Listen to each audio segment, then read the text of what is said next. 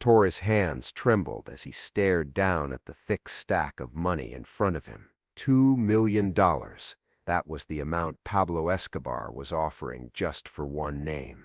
And Torres, the famously incorruptible officer of the Search Bloc, the one his colleagues called the unbribable, was now sitting face to face with that offer. The plan was simple.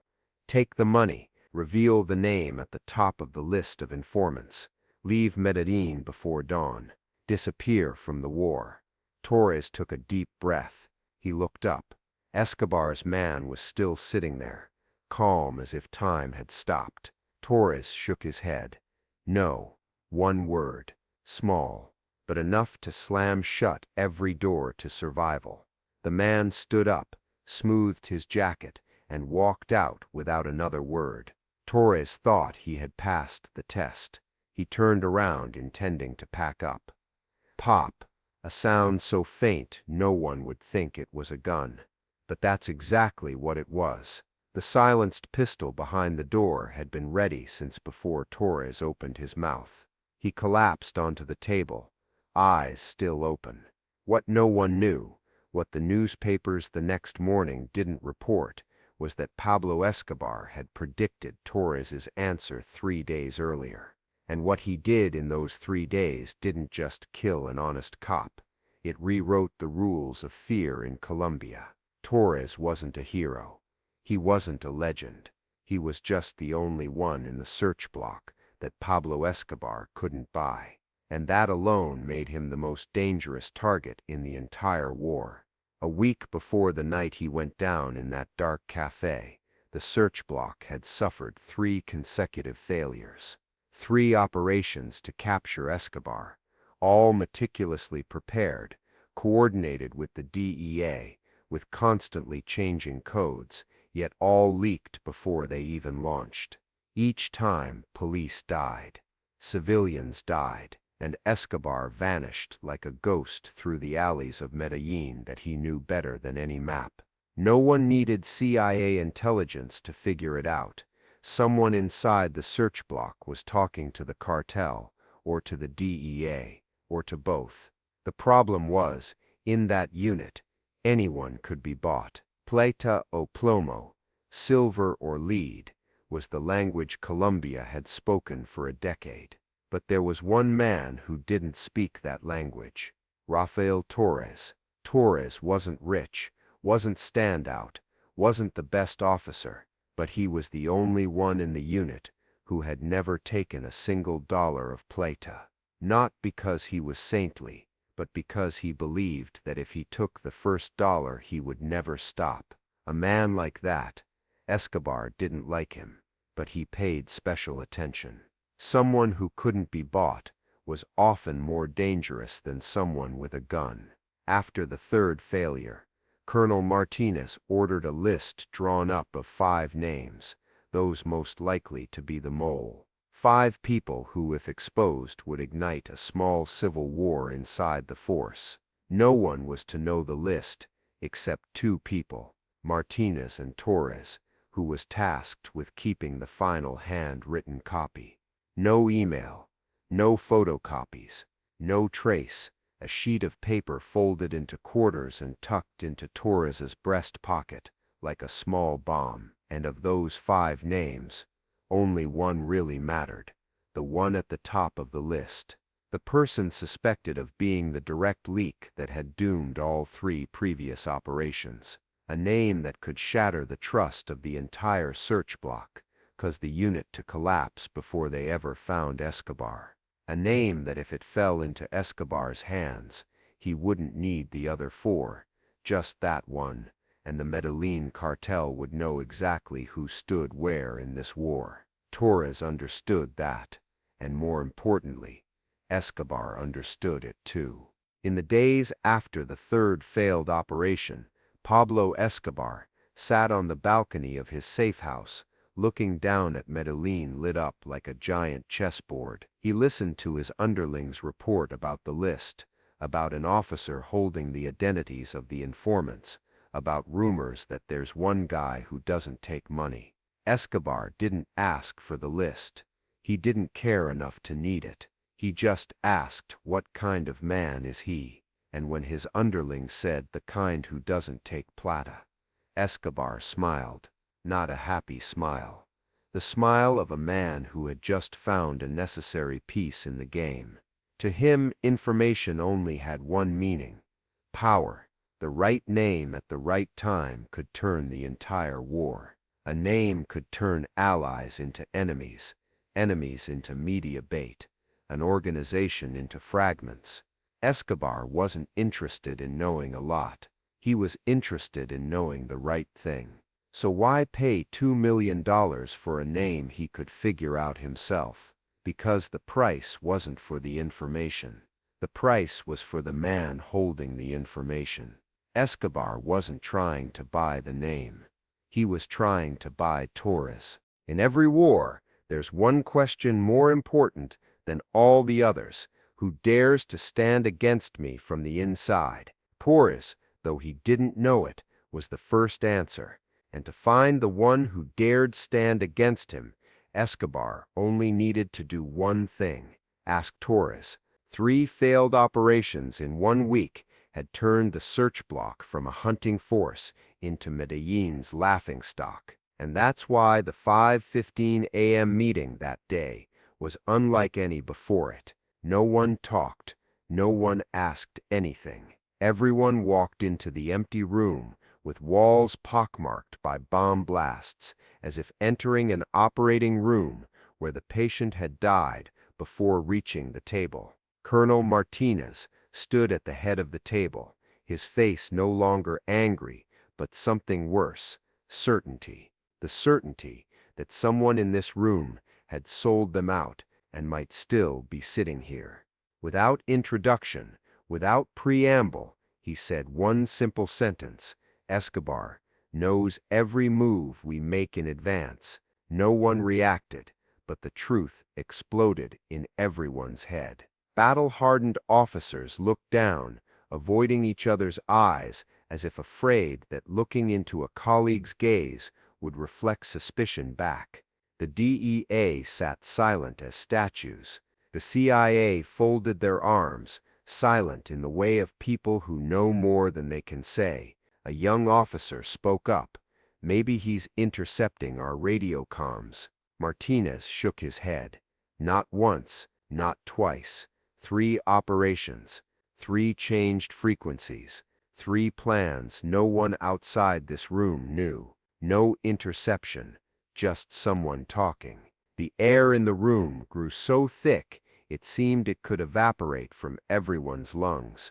Then Martinez placed a sheet of paper in the center of the table, but didn't slide it for anyone to see. He just said, "This is the list of 5 people with access to the leaked information." He looked around the room, his gaze cold as a scalpel.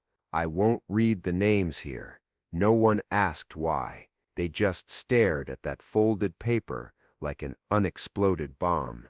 An older officer, 2 decades in the force, said quietly but loud enough for the room, "Whoever knows those names won't live long." Both the DEA and CIA nodded. No argument, not because they agreed, but because this was Colombia. And in Colombia, statements like that weren't warnings. They were laws. Martinez continued, "One person will hold this list. That person must be beyond suspicion, unshakable, without weakness. That person has to be the last one Escobar could buy." Every eye in the room turned at once to the same man, Torres. No one said his name. No need, like in a 5 families meeting, when everyone knows only one guy can handle Bumpy. Here everyone knew only one man could hold this list, not because Torres was the strongest, not because he was the smartest, but because he was the only one in the Search Bloc Escobar hadn't touched, with money or with fear. Martinez looked straight at Torres and slid the paper toward him. "You keep it." Torres stood. No excitement, no sense of honor. He just reached out and took it like an ordinary file. But the whole room knew it wasn't a file. It was a signed death sentence, just missing the date and time. Torres slipped the paper into his breast pocket and buttoned it mechanically. One officer said slowly, voice shaking as he tried to stay calm, "Torres, you know what keeping it means." Torres didn't answer, not because he didn't know, but because he knew too well. Everyone in the room looked at him with eyes mixing respect and pity. They knew Escobar had ears everywhere, in bars, hospitals, the police force, the taxis that drove officers to work each morning. This list, if it reached him, wouldn't just burn the search block from the inside, it would incinerate anyone connected to it. The DEA agent against the wall said quietly, "I'd advise you not to keep it in your breast pocket. In my country, that's begging for a bullet." Torres looked at the American for a second, then down at his own chest, but he didn't take it out, because he understood one thing: if Escobar wanted him dead, he'd be dead, whether the paper was in a safe, a bank, or someone else's mouth. The only decision he could control was who wouldn't die, and that's why he didn't refuse the task. The meeting ended in silence. No one lingered, no one dared ask more, no one wished Torres luck, because luck didn't exist when your opponent was Escobar. As Torres stepped out of the room, Martinez called him back. "Just one sentence, don't die, not yet." Torres nodded, but he didn't know that the moment he left the room, a phone in a safe house in Medellín was already ringing. An underling reported to Escobar, "Patron, we know who has the list." On the other end, Escobar didn't ask the name, didn't ask for a description, didn't ask anything. He just said 6 words, light enough to send a chill down the listener's spine. "Ask him. Once is enough."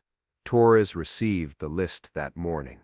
By afternoon, the first offer appeared. Not in a dark alley, not from a thug reeking of gunpowder, but from a man wearing a tie, standing next to a car cleaner than any in the search block. The man smiled, gently like a bank teller. He didn't ask for Torres's name, didn't invite Torres into the car, didn't threaten. He just said, "Patron sends his regards," and opened the leather briefcase in his hand. Inside were 5 stacks of cash, each exactly $100,000. Torres didn't look long. He just shook his head and walked away. The man didn't chase after him, didn't get angry, didn't try to persuade him further. He simply closed the briefcase, placed it in the back seat, and drove off. As if Torres's answer didn't bother him at all.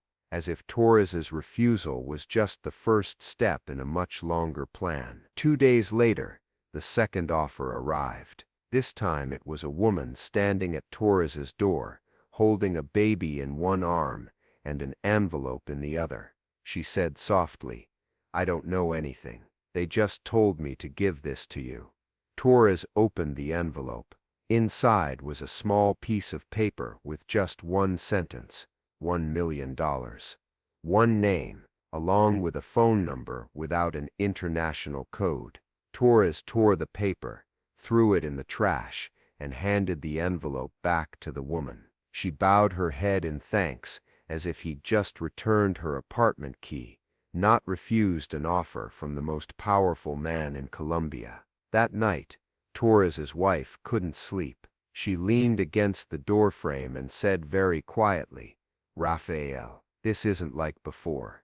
This isn't a threat. This is targeted bribery. When someone like Escobar asks you twice, it means you're on the list to die." Torres hugged his wife, but he didn't know what to say, because she was right, and he knew it better than anyone. On the 5th day, the third offer came, not in an envelope, not through an intermediary, not by a man in a tie. This time, Escobar didn't speak through others. He sent a jeep that stopped right in front of the Search Bloc station in the afternoon sun. A boy no older than 17 stepped out.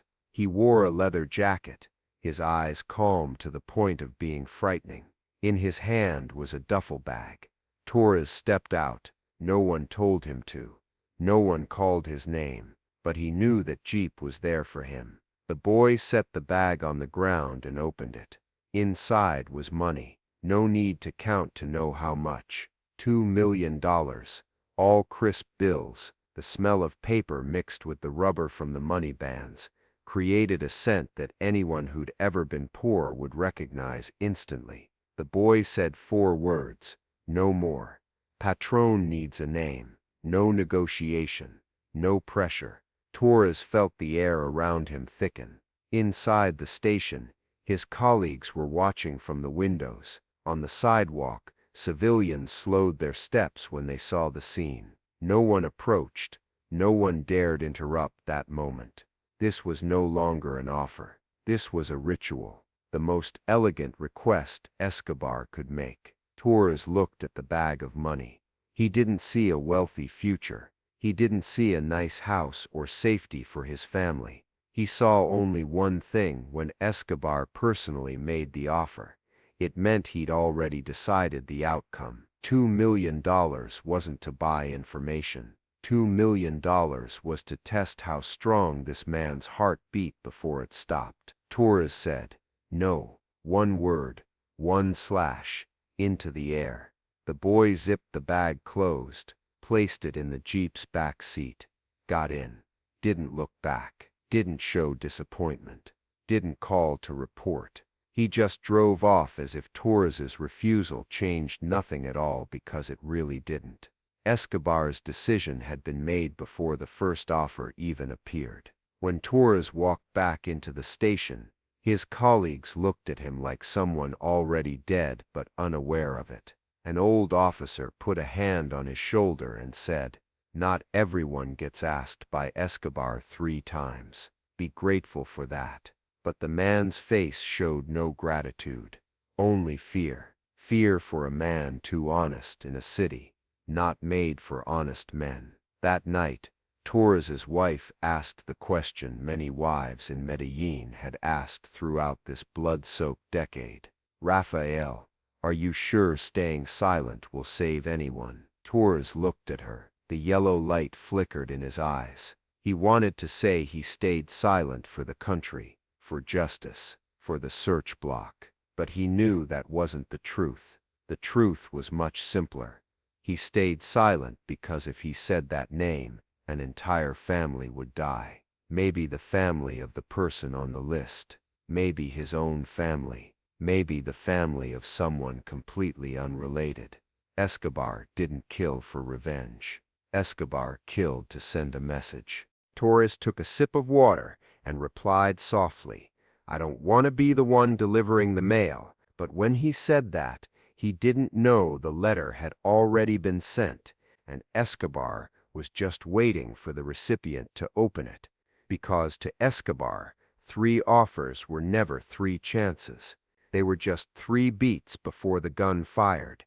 What Torres never knew was that the name he was trying to protect, the name he thought could save or kill hundreds, had become meaningless 10 days before Escobar's first offer appeared. 10 days earlier, in an abandoned room on the outskirts of Medellín, a body was found. No papers, no wallet, no trace that he'd ever existed. But on the table was a small blood-stained piece of paper. He talked too much.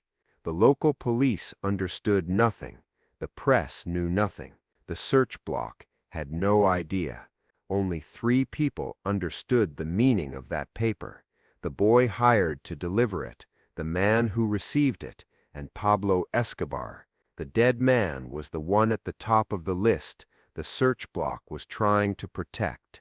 But they didn't know he'd been taken out of the game before they even wrote his name on paper.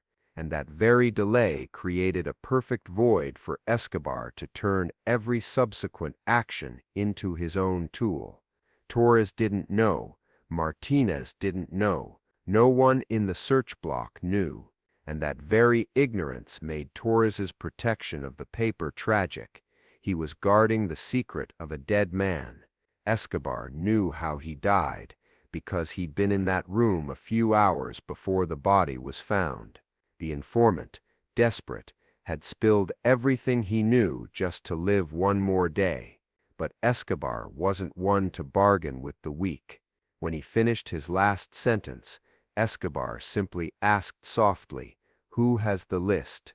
The answer made Escobar laugh. Torres, a man who didn't take money. A man who believed in the law in a city where the law breathed through an oxygen tube. A man too clean to last long. Escobar wasn't laughing out of joy. He was laughing because he saw an opportunity not just to crush a special task force, but to make them understand that even the people they trusted most couldn't escape his reach. When his underling asked why they were still approaching Torres, even though the name had become worthless, Escobar said without looking at them, "I don't need that name anymore." "Then why still ask?" Escobar turned the lighter in his hand, the flame flickering across his face like an exact reflection of the man himself, calm, quiet, but capable of burning everything when necessary. "Because I want to see what happens when the man they believe is unbribable is put on the scale." The underling fell silent. Escobar continued, "If he falls, I'll know how weak the rest are. If he stands firm," he took a sip of coffee, lowering his voice until it was almost as if he were speaking to himself, "I'll know how much the rest will tremble." Torres didn't understand that every time he said no, he wasn't avoiding Escobar's shadow, but stepping deeper into a territory few in Colombia had ever entered, the place where integrity isn't a shield but a target that tells the powerful exactly where to strike first. While Torres was on edge at the station, Escobar was sitting in a quiet room, listening to reports from his underling. No music, no laughter, just the sound of pages turning and the lighter clicking on and off in rhythm with his breathing. "Patron," the underling said. He refused the third time. Escobar nodded slightly, as if confirming a calculation whose result he'd known for a long time. "Men like him," he said, "aren't afraid of dying. They're only afraid of dying without holding on to what they believe in."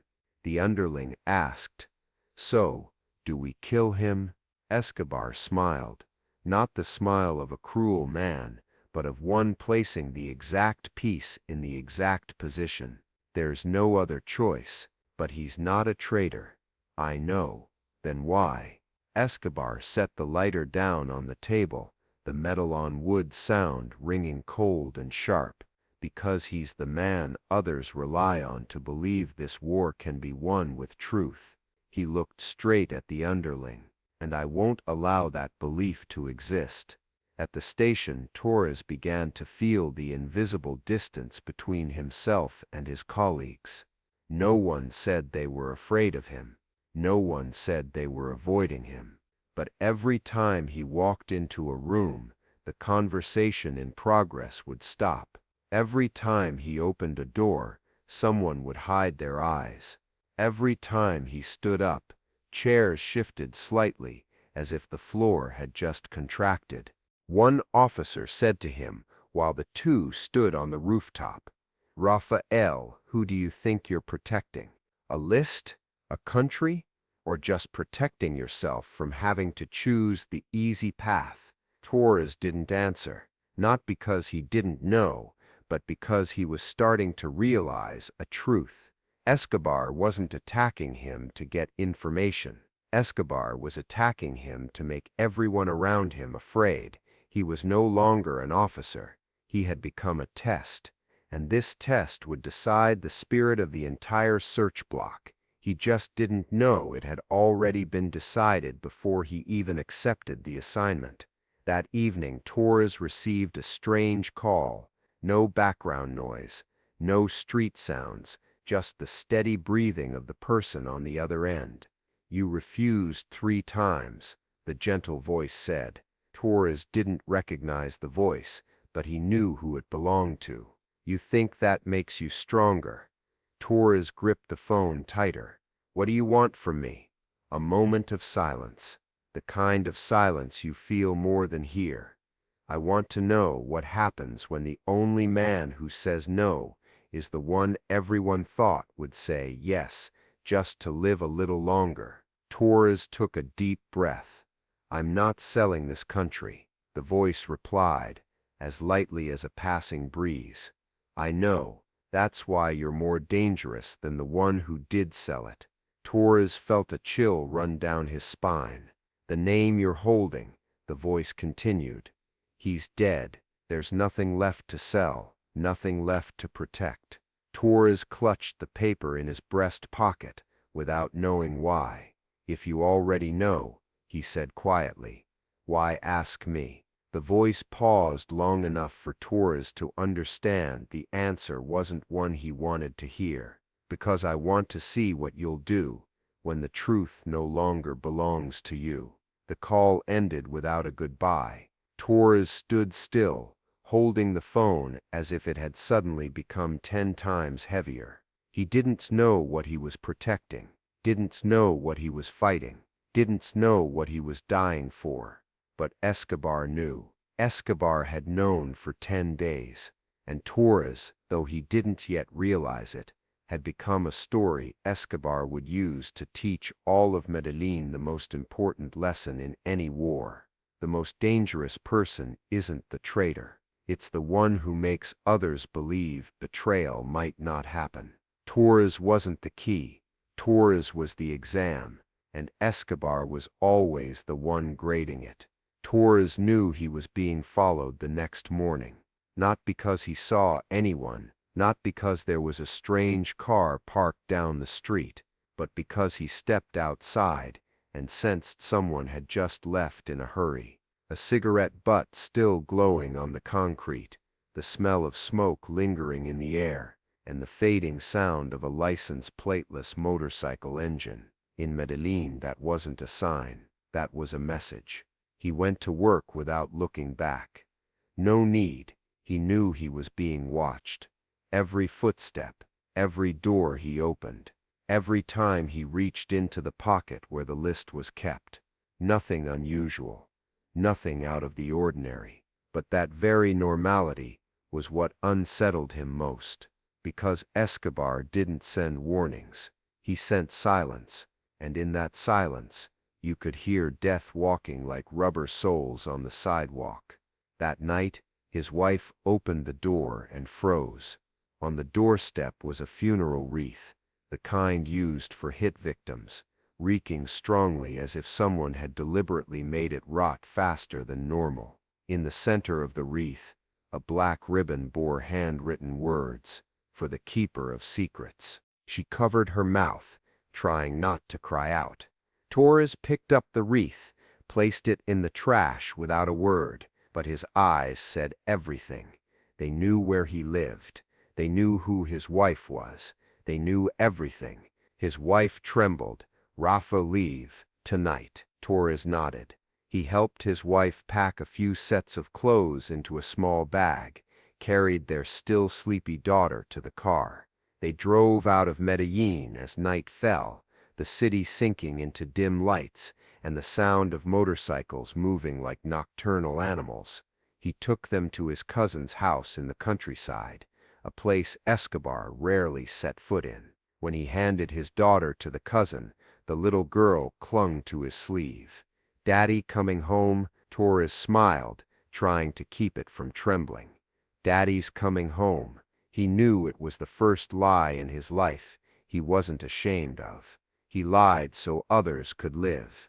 In this war, that was the only kind of truth that mattered.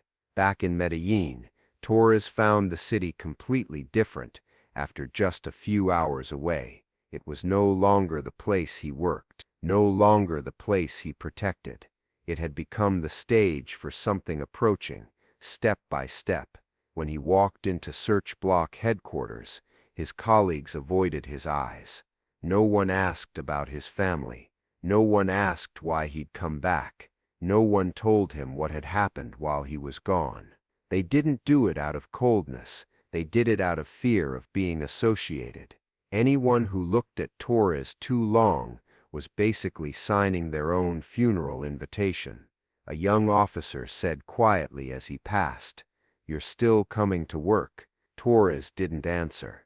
The kid added, voice hoarse, "Guys like you, they don't let you live past 2 refusals, let alone 3. Torres walked past without turning back. Not because he didn't hear, he just knew there was nothing left to say. At midnight, the phone rang. Not a long ring, one short beep, then silence. Torres picked up. The familiar voice from the previous call, "You have 12 hours. Torres gripped the phone tightly. "I have nothing to give you." "I know," the voice replied, as lightly as a breath. "But in 12 hours, you won't have anything left to keep either." The phone went dead. No dial tone, no beep, just silence. The next midnight, another call. "You have 6 hours." The following midnight, 2 hours, no direct threat, no mention of death. But those 2 words, 2 hours, felt like a knife blade gliding across his throat, cold and painful, without needing blood. Torres started hearing a motorcycle behind him. Every time he went out, same engine sound, same distance, always maintaining a moderate speed, not too close to arouse suspicion, not too far to lose him. Once, he stopped at a red light. The motorcycle behind stopped too, silent, not looking at him. But Torres knew the rider was waiting for orders. Not to ask again, not to negotiate, but to finish it. He walked into the familiar cafe where colleagues used to gather after shifts. Today, no one sat at his table. The waiter looked down when serving the coffee.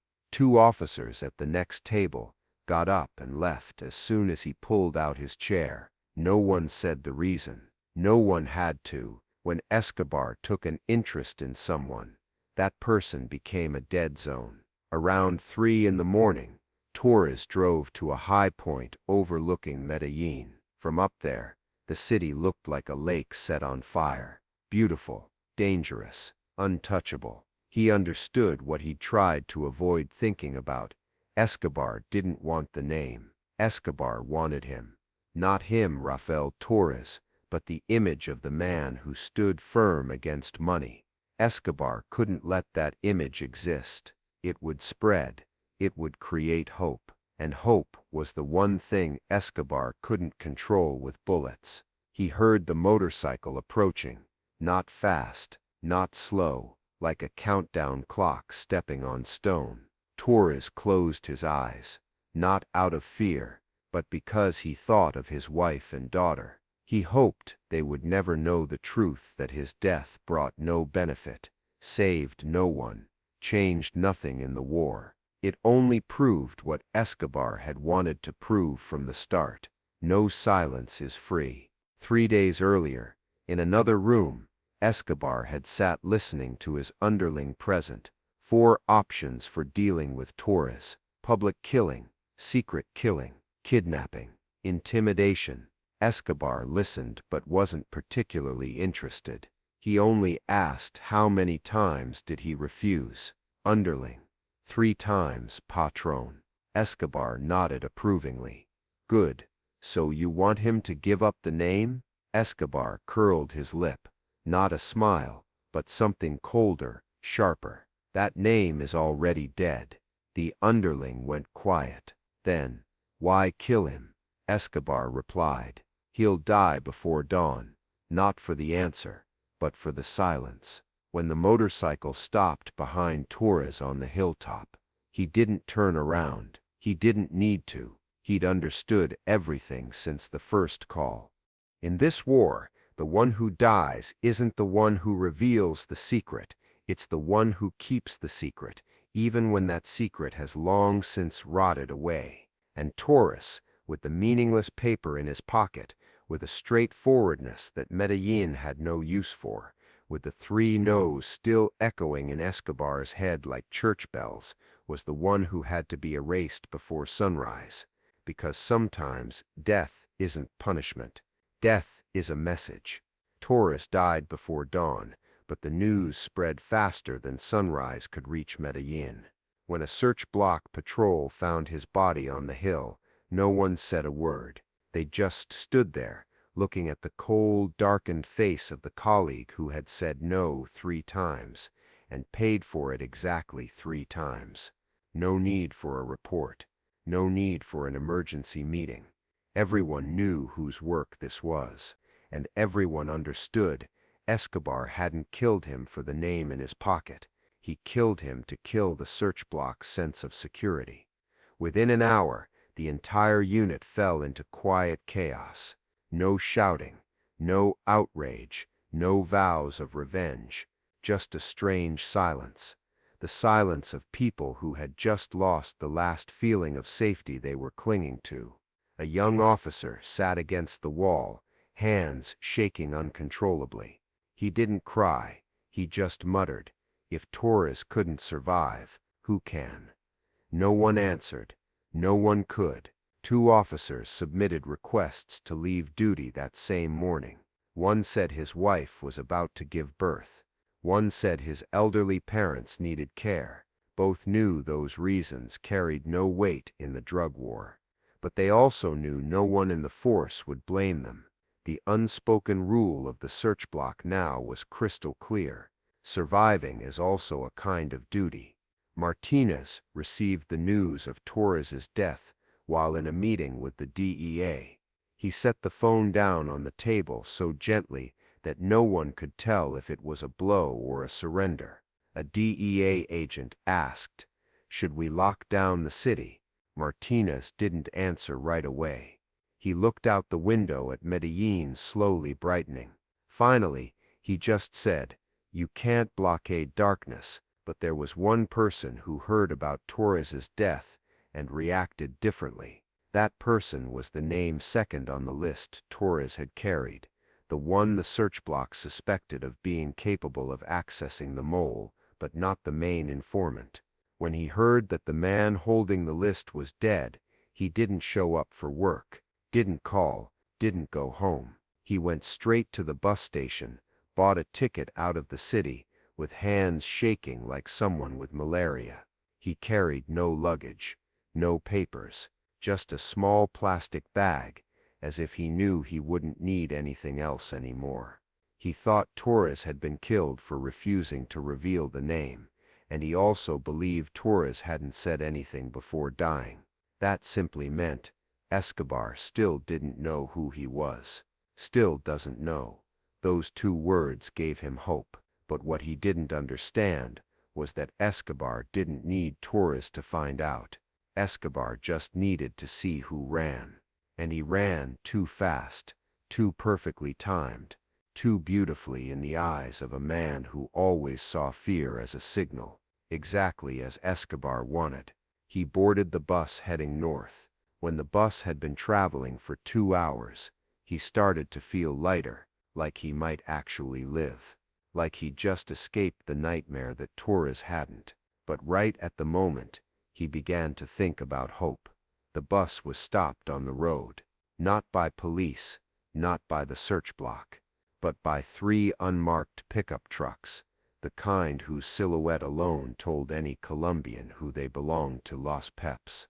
They didn't ask his name, didn't ask why, didn't ask where he was from or where he was going. They just said the sentence people in Magdalena Medio had heard for 3 years. Patron sends his regards. 10 minutes later, his body lay in the middle of the road, eyes open, hands clenched as if still trying to hold on to something. But the only thing he'd held on to was his final mistake, running. Los Peps, left without a trace, but pinned a message with a knife to a nearby power pole. The one who runs is the one who confesses. When the press heard about Torres's death, and the man killed afterward, they didn't connect the 2 events, but the Search Bloc did. And that very connection made the entire force feel like someone had placed a hand on their throat and squeezed lightly. Not painfully, just enough to remind them that death was always standing behind them. In the meeting room, Martinez spoke slowly, as if weighing each word. He didn't kill Torres to get information.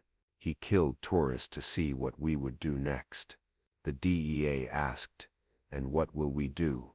Martinez didn't answer, because in that moment, he realized Escobar had led them into playing a chess game, where they never even saw the board.